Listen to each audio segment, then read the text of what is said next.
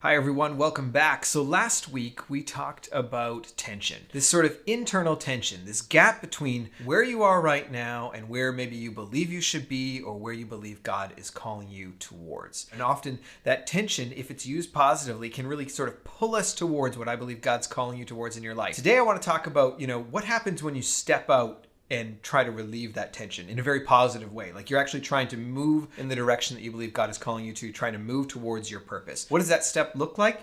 That step is called taking a risk, right? It's putting yourself out there and taking a risk. And that's what we're going to talk about today. I believe that God has a purpose for your life, something that he's calling you to do, that he wants to do in and through you. With that, he's then calling us to take risks because he's calling you to take steps forward toward that purpose, towards fulfilling that purpose. And in order to do that, we're going to have to take risks. The whole idea of risk, the very definition of risk is sort of this idea that there's a possibility of danger. There's a possibility of loss. There's a possibility of injury, right? And it's like, whoa, hold on a second. I'm not sure if I'm ready for that, right? Like I don't want to get injured. I don't want to put myself in a truly risky situation. I want to take calculated risks. But that's not what God's asking us to do. That's not what he's saying when he's saying, I want to do incredible things in and through you. I want you to go and to be able to make disciples of all nations. That's not what he's talking about. It's not small calculated risk. He's talking about big risks, crazy risks. What really brought me to this point and this idea was a sermon I had the opportunity to hear from Pastor Mark Clark here in the Vancouver area with Village Church. He asked this question. He said,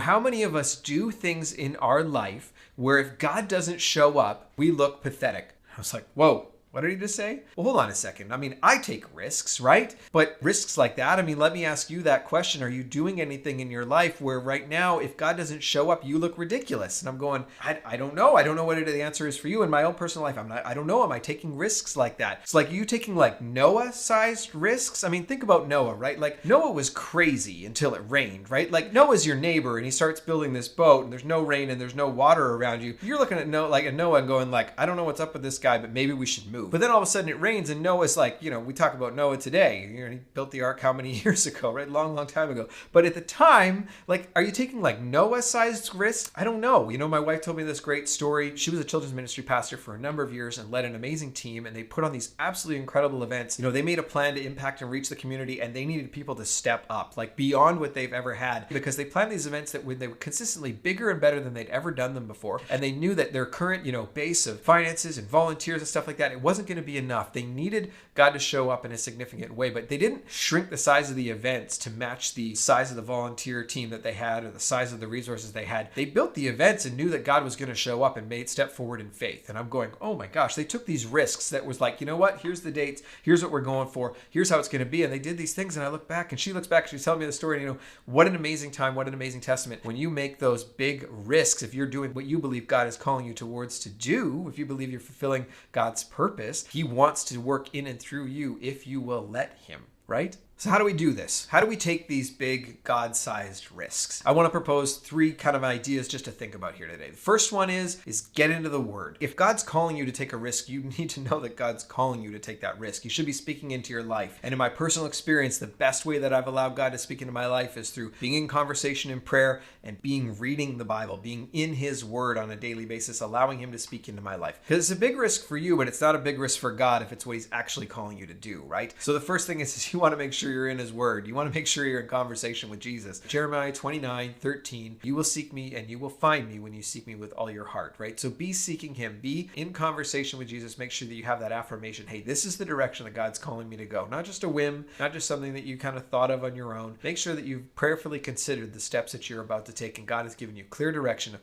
this is the direction that I want you to go. The second point is called get out of the boat. I love the story of Jesus walking on the water and calling Peter out to him to join him. Pastor Mark Batterson's written a number of books as well. He's a great author, great pastor. He talks about this story with Peter and Jesus calling Peter out of the boat. And he says a lot of people focus on the idea that, when Peter started to sink into the water, it's because he took his eyes off of Jesus. And I'm not discounting that. That's what happened. But don't negate the fact that Peter stepped out of the boat. That's crazy, right? Like that's massive, right? Like you're stepping out of the boat expecting to walk on water. Talk about crazy, stepping out in faith, taking a risk. Like, it's one thing that he sank into the water, but something else entirely that he actually stepped out onto the water in the first place. Whatever it is that God's calling you towards, there does need to be an initial first step, but that first step might be a really crazy step. It might be a ridiculous step whereby, like, hey, if God doesn't show up, I'm going to look ridiculous. But recognize there does need to be that first step, and you do need to take it. So you need to be able to identify what that is and then be able to take it, step forward in faith. And the third point I've got here just to keep in mind is ask yourself this question. Like, what's the cost of not taking the risk? Because I've been in these situations where I feel like God's called me towards something, a purpose or something like that, and I've kind of wrestled with it. It seems risky, it seems dangerous, there might be harm. Look 5 years, 10 years down the road, like if I don't follow God's direction in my life, what does my life look like? What does the life of the people around me look like if I don't take this sort of action, take this risky step? Because God wants to work in and through you, and He will if you let Him. I like this idea of just coming at it from all angles. Don't look at it just, well, what about this danger if I do take the risk? Look at, well, what's the risk and danger if I don't step forward, if I don't step out and pursue what I believe God's calling me to do?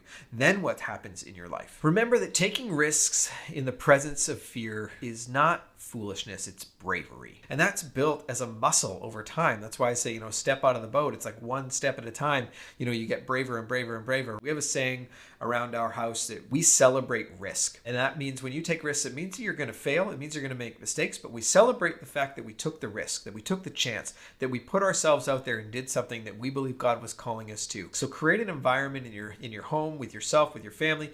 Celebrate the risks that you take. Build the muscle of bravery so that as you continue to take those steps, you grow knowing that God's there. God's got your back and you're fulfilling His purpose. So He's going to be there for you. If you're doing something and God needs to show up for this to work, no, He's going to show up if that's what He's calling you to do, right? So I know that you were made to make an impact. I know that you were made to make a contribution to your community, to your family, to society, to God's purpose in your life. So go make it. Have an absolutely awesome rest of your day. I look forward to sharing with you again next week.